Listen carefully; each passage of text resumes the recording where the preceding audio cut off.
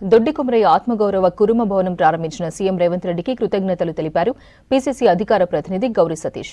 ఈ భవనం భవిష్యత్తులో కురుమ విద్యార్థుల అభివృద్ధికి ఉపయోగపడుతుందన్నారు. కురుమల సంక్షేమానికి ప్రభుత్వం చేయూతనిస్తోందని చెప్పారు. కార్యక్రమానికి పెద్ద సంఖ్యలో కురుమ కులబంధువులంతా హాజరు కావడం ఆనందంగా ఉందన్నారు గౌరీ సతీష్. తెలంగాణ రాష్ట్రం నలుమూలల్లో ఉన్నటువంటి కురుమ కుల బాంధవులందరూ కూడా గౌరవ ముఖ్యమంత్రి గారి ఆధ్వర్యంలో ఏర్పాటు చేసినటువంటి ఏదైతే దొడ్డికొమరయ్య ఆత్మగౌరవ భవనాన్ని ఇనాగ్రేషన్కి రావడం జరిగింది. దాంతో పాటుగా తెలంగాణ రాష్ట్రంలో ఉన్నటువంటి కురుమ కుల బాంధవులందరూ కూడా పాల్గొని ఈ కార్యక్రమాన్ని విజయవంతం చేయడం జరిగింది. దాంతో పాటుగా కురుమ కుల బాంధవులు విద్యార్థులందరూ కూడా చదువుకొని వాళ్ళ భవిష్యత్ తరానికి పునాది వేసే రకంగా ఈ భవనాన్ని నిర్మాణం చేసి ఇక్కడ ఇంజనీరింగ్ కళాశాల ఏర్పాటు చేయాలని చెప్పి కురుమ కులస్తులను కూడా పెద్దలందరూ కూడా ఆలోచన చేయడం జరుగుతూ ఉంది.